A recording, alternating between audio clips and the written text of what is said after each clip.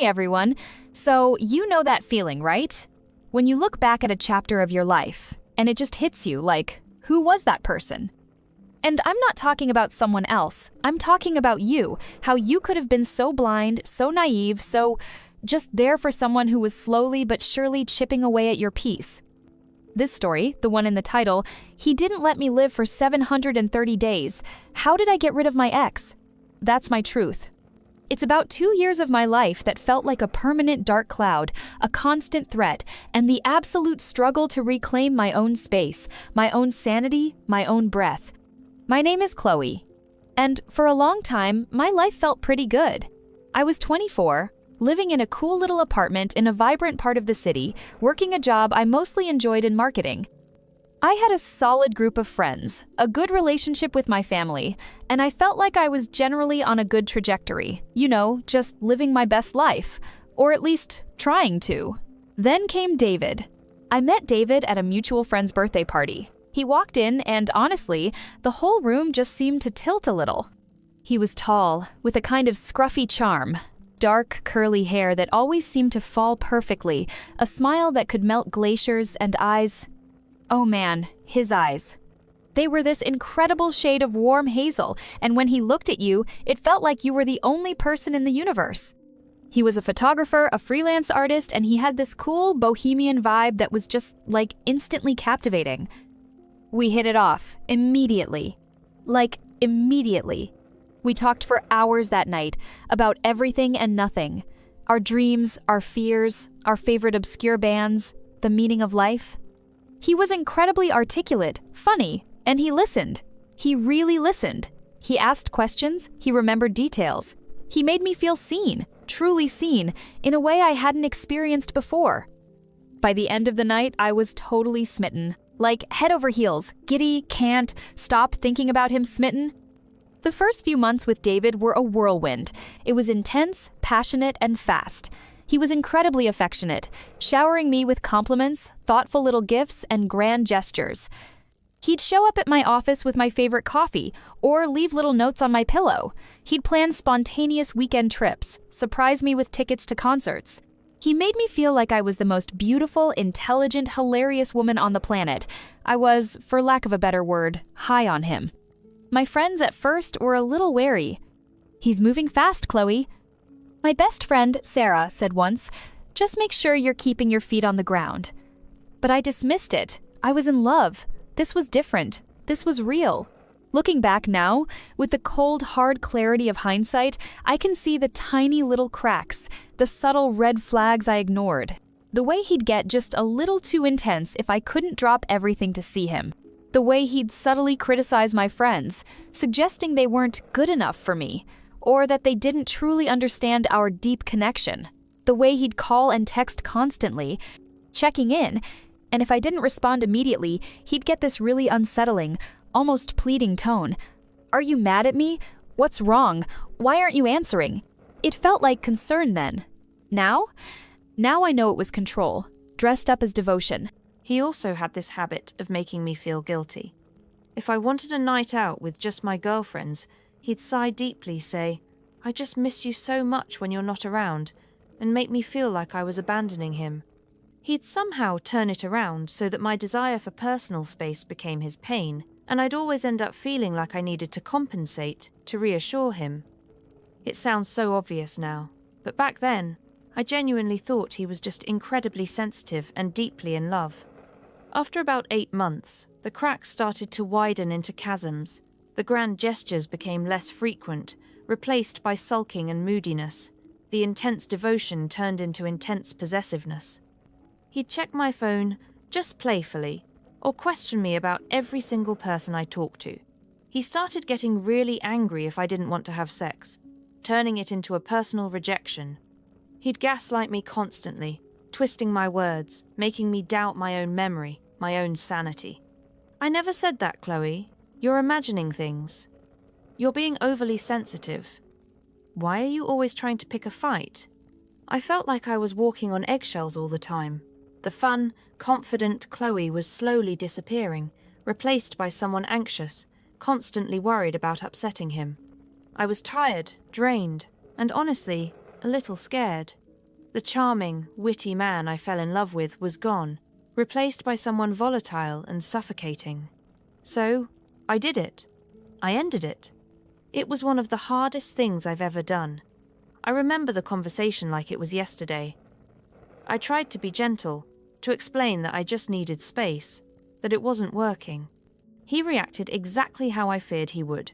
First, disbelief. Then, tears. Then rage. "You're making a huge mistake, Chloe. You'll regret this. No one will ever love you like I do." He swung between begging and threats, making me feel like the worst person on earth. I was shaking the entire time, but I held my ground. "It's over, David. Please, just leave." He finally left that night, slamming my apartment door so hard I thought the frame would splinter. I collapsed on my couch, exhausted, heartbroken, but also relieved. I truly believed that was the end of it. Oh, how wrong I was. The very next day, the 730 days began. Day 1. The texts started. Hundreds of them. Not angry ones, not at first. Just desperate. "Please, Chloe, I miss you. I can't live without you. Give me another chance. Just talk to me." Then they evolved. "I saw you at the coffee shop today. You looked sad. I wish I could make you smile." Wait. How did he know I was at the coffee shop? My stomach clenched. Day 3. He showed up at my apartment. Not knocking, just sitting outside, in his car, for hours. I saw him from my window. My heart hammered against my ribs. I pretended I wasn't home, just hid in the back of my apartment, my phone vibrating with his calls. I ignored them all. Day 5. He started calling my friends. "Sarah, Mark, Emily. Have you heard from Chloe? Is she okay? Is she seeing someone else?" They were weirded out, of course. Sarah called me, furious. "Chloe, what is going on? He's blowing up my phone." I tried to explain, tried to downplay it. "He's just upset. He'll calm down."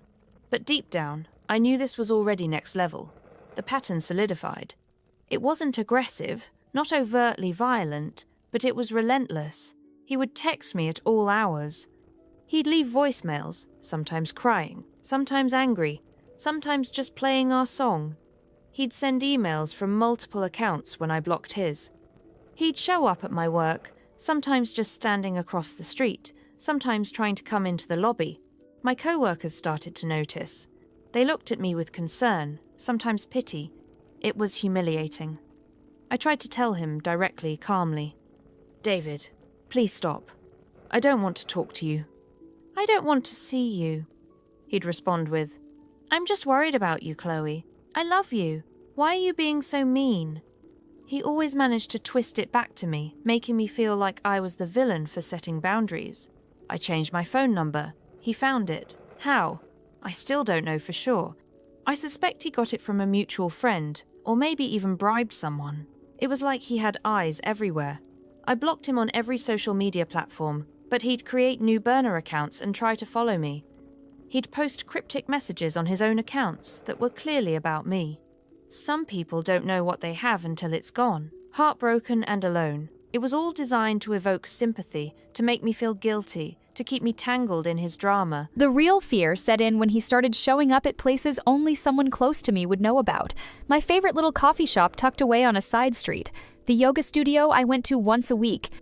My parents' house when I went to visit. He'd park down the street or walk by slowly. He never approached me directly in those instances, which was almost worse. It was the constant, chilling reminder that he knew where I was. He was always watching. I started to feel isolated.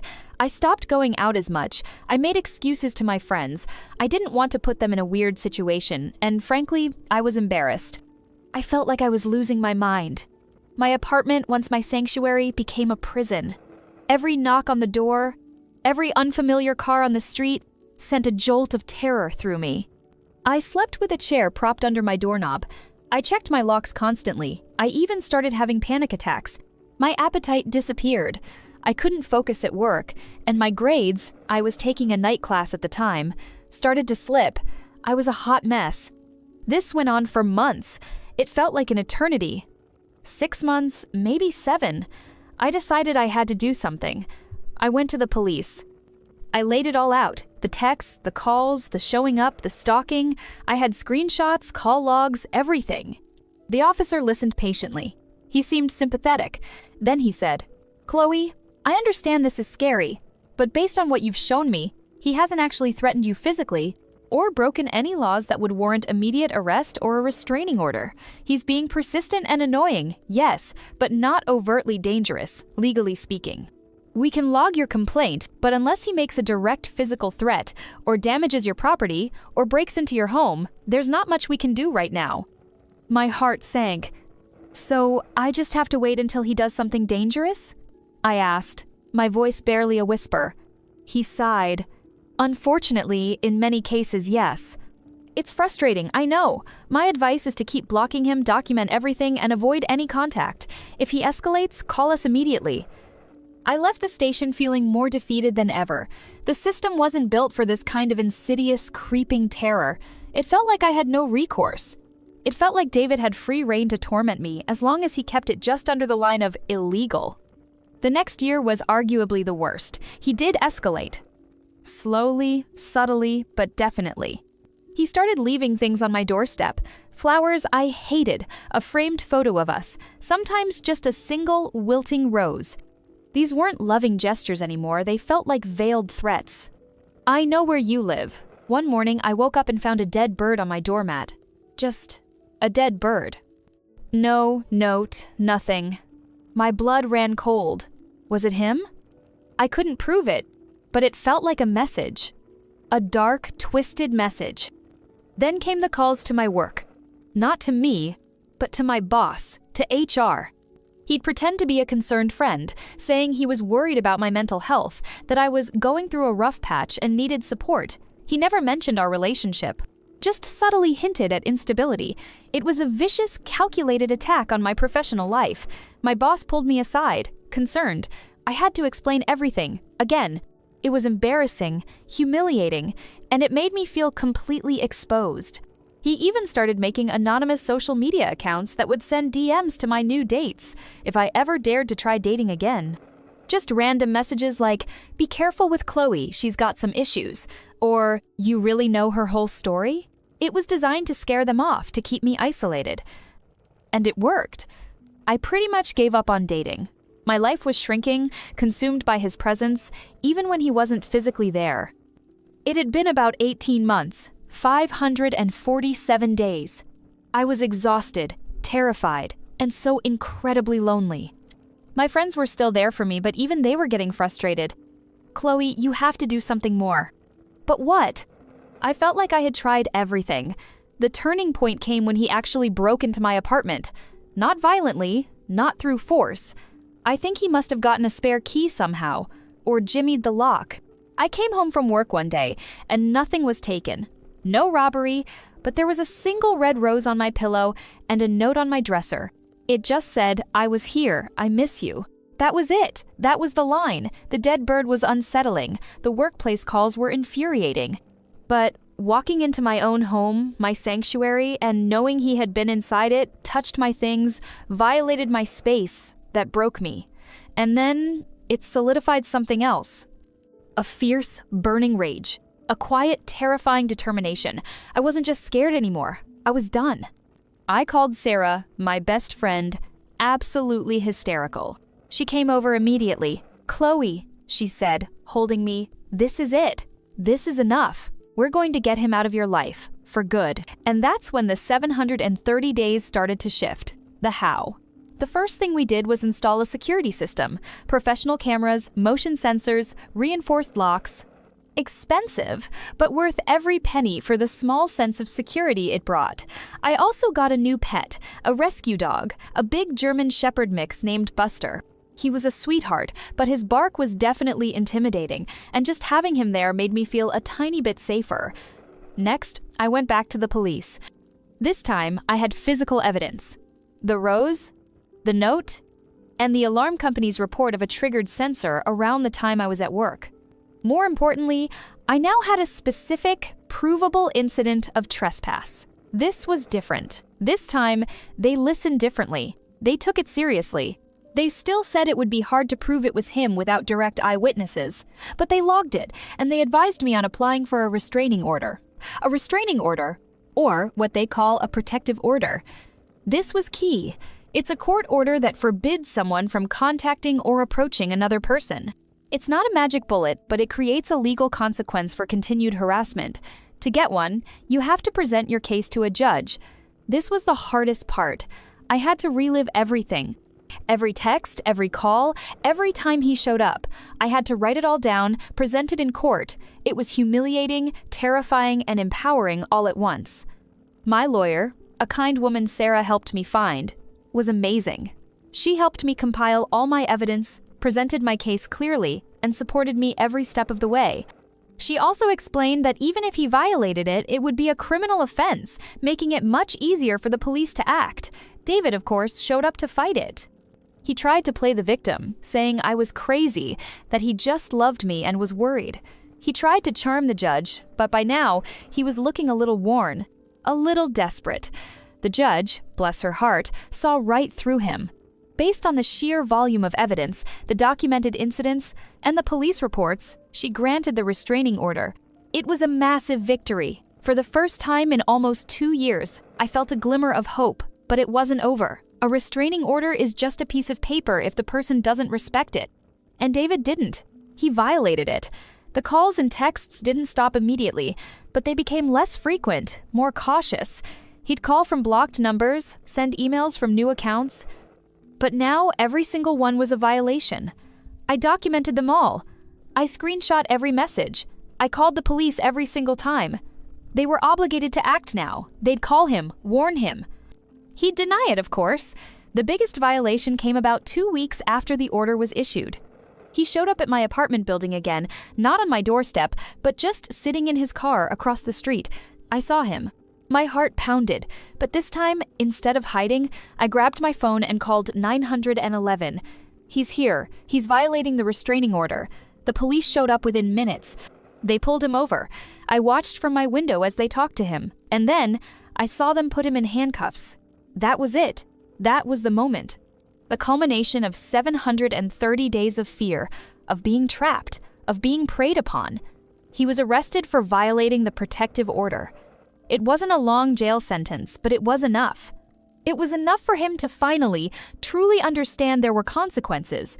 It was enough for him to realize I was serious, and that I had the law on my side. He spent a few days in jail, and when he got out, the harassment, thankfully, mostly stopped. The occasional random text or email would still trickle in for a few months, but I just kept blocking, kept documenting. I never responded, I never engaged. The 730 days were over. The active, suffocating period of being stalked had finally ended. Rebuilding my life took time. It wasn't like a switch flipped and everything was magically okay. I had to go to therapy to deal with the trauma, the paranoia, the deep-seated fear that had taken root. I learned about healthy boundaries, about recognizing red flags much earlier, about trusting my gut, even when it's uncomfortable.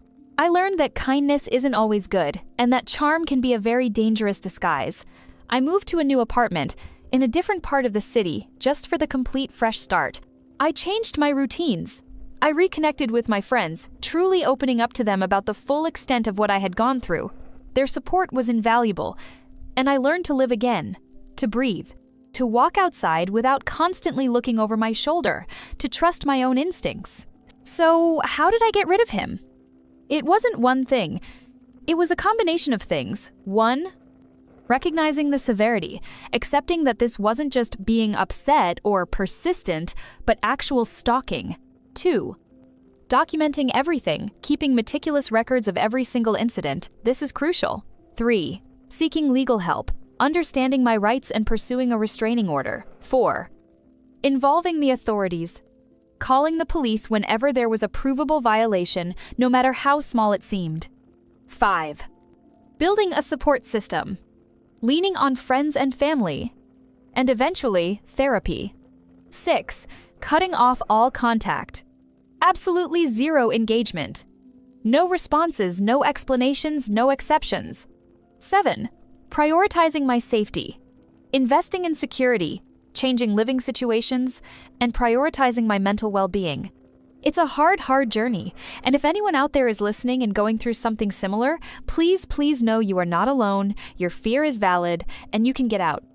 It takes courage, resilience, and sometimes the willingness to fight for your peace. The 730 days were hell, but the days after? Those are mine, and they're finally, truly my own. I got rid of him by reclaiming myself. And that, my friends, is the most powerful freedom there is.